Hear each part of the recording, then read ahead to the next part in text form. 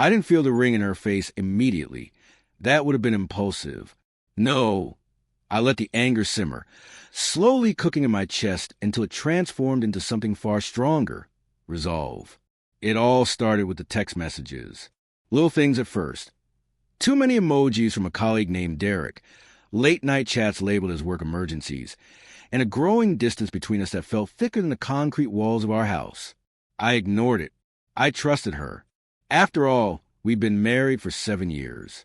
7 years of laughing at stupid inside jokes, Sunday pancakes, and walking the dog together in the evenings.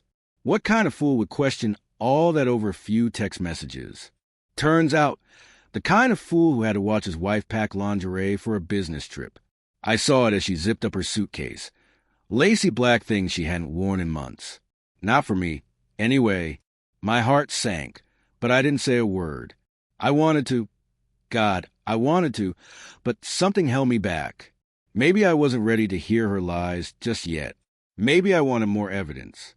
Or maybe I wanted revenge. She left that morning, kissing me on the cheek like I was a goddamn golden retriever. "I'll be back in 3 days, sweetheart," she said, her voice so sweet it made my stomach turn. I stood there, the taste of betrayal lingering in my mouth, and watched her drive off. The moment she disappeared down the road, I sprang into action. Step 1, verify the cheating. I wasn't going to burn my life down over suspicions. I dug into her laptop, where she'd foolishly saved her email password in the browser. The moment I opened her inbox, my heart pounded like a war drum. There it was, a hotel confirmation booked for 2 people. Room service for 2. Looking forward to this weekend, babe. An email from Derek, the guy I now hated more than taxes. My stomach churned. My hand gripped the mouse, so hard I thought it might snap. But instead of crying or screaming, I smiled. It wasn't a happy smile. It was the grin of a man who knew the game wasn't over. Not yet. Step 2, preparation. I called in sick to work, spent the next 2 days making phone calls, drafting emails, and putting together a plan so airtight it could suffocate a whale. This wasn't just about catching her red-handed. It was about reclaiming my dignity. I wasn't going to let her waltz back into my life with a fake apology and a bottle of cheap wine. By the time she returned, I was ready. It started as soon as she walked through the door, suitcase in hand, smelling like hotel shampoo and deceit. She smiled at me, the kind of smile that says, "I'm a little guilty, but you'll never catch me." "Hey, sweetheart," she said, leaning in for a kiss. I stepped back, holding up a hand. "We need to talk." Her face froze, but only for a moment. She was good at covering her tracks. Or so she thought. "What's wrong?" she asked. I didn't answer. Instead, I held up her phone, which I had retrieved from her nightstand before she got home. The screen was open to an email from Derek. I watched her face drain of color, her lips moving soundlessly like a fish gasping for air. "You want to explain this?" I asked, my voice cold. "It's not what it looks like," she stammered. "Oh, it's not? So you weren't at the Grand Mariner Hotel with Derek." Her silence was deafening. That's when I took off my ring and threw it.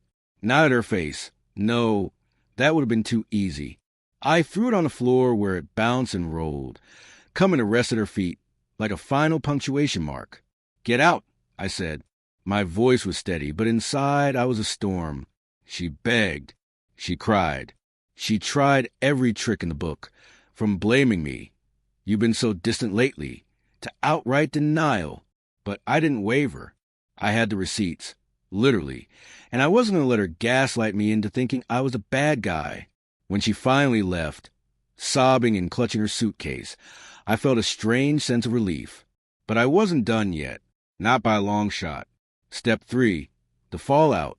First, I sent DK's wife, yes, he had a wife, an anonymous email with all the juicy details.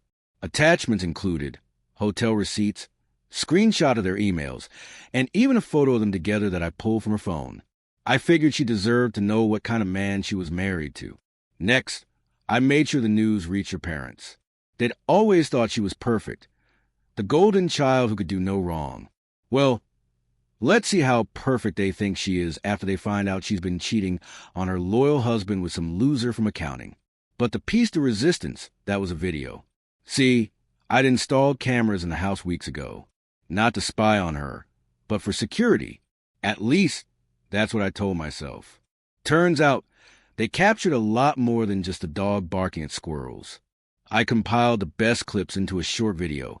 Her sneaking off the bathroom to text Derek, packing her suitcase with lingerie, and even whispering, "I love you" to him on the phone while I was asleep. I posted it online, not to Facebook, where our mutual friends might see it, but to a private forum where cheaters get exposed.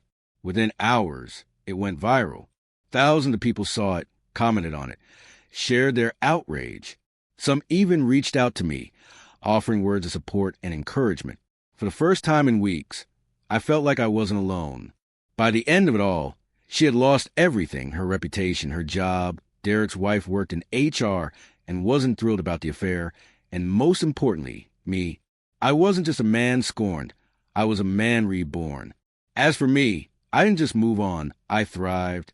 I sold a house, quit my job, and took a solo trip to Europe where I spent my days sipping wine and exploring cobblestone streets. I even met someone new, someone who reminded me what love was supposed to feel like. And as I stood there one evening, watching the sunset over the Amalfi Coast, I smiled again,